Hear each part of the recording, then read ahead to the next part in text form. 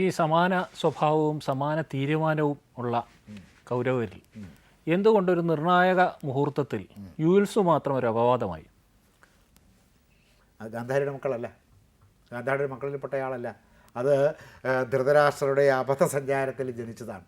ഇവർ ഈ 2 വർഷം ഗർഭിണിയായിരുന്ന സമയത്ത്, അല്ല ഈ 1 വർഷം ഗർഭിണിയായിരുന്ന സമയത്ത് ഇദ്ദേഹത്തിൻ്റെ പരിചര്യയ്ക്ക് വേണ്ടി, ശുശ്രൂഷയ്ക്ക് വേണ്ടി നിയോഗിച്ചിരുന്ന വൈശ്യസ്ത്രീയിൽ അദ്ദേഹത്തിന് ഒരു കുട്ടി ഉണ്ടായതാണ്. ഇത് പുരുഷന്മാരുടെ അബദ്ധ സഞ്ചാര വ്യഗ്രതയെ സൂചിപ്പിക്കുകയാണ് ആ പുത്രനിലൂടെ കാണിക്കുന്നത്. പിന്നെ അവൻ ഒരു യുദ്ധപ്രിയനുമായിരുന്നു. യുയുത്സു, അത്യുത്സാഹിയാണ് യുദ്ധത്തിൽ എന്നാണ് വാക്കിൻ്റെ അർത്ഥം.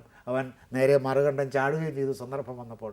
അച്ഛൻ്റെ ഭാഗത്ത് നിന്നുകൊണ്ട് അച്ഛൻ്റെ മറ്റു മക്കൾക്ക് അനുകൂലമായി പ്രവർത്തിക്കേണ്ടയാൾ ആ ഒറ്റ ഒരുത്തൻ മാത്രം. ഭാരതത്തിലെ ഭൂരിപക്ഷം രാജാക്കന്മാരും ആരെയാണ് പിന്താങ്ങിയത്? ദുര്യോധനാണ് പിന്താങ്ങിയത്. ഭൂരിപക്ഷം അവർക്കായിരുന്നു. ഭൂരിപക്ഷം അധർമ്മികൾക്കായിരിക്കും എപ്പോഴും ലോകത്ത്.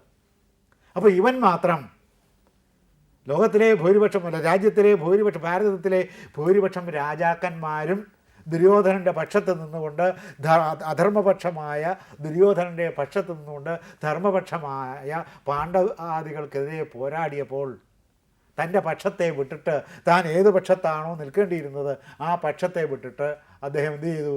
അദ്ദേഹം ധർമ്മപുത്രരുടെ പക്ഷത്തേക്ക് മറുകണ്ഠം ചാടി, അല്ലെങ്കിൽ കൂറുമാറി ഇപ്പുറത്തേക്ക് വന്നു, അല്ലെങ്കിൽ അവരെ ഉപേക്ഷിച്ചു.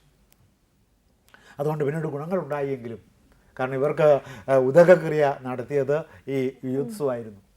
അപ്പോൾ അങ്ങനെ ഒരു പ്രയോജനം അതുകൊണ്ടുണ്ടായെങ്കിലും ഈ അബദ്ധസഞ്ചാരത്തിൽ നിന്നുണ്ടായ സന്തതി ആ അബദ്ധസഞ്ചാരത്തിൻ്റെ ദുസ്വഭാവം തന്നെ അവൻ പ്രവൃത്തി കൊണ്ട് കാണിച്ചു കൊടുക്കുകയും ചെയ്തു.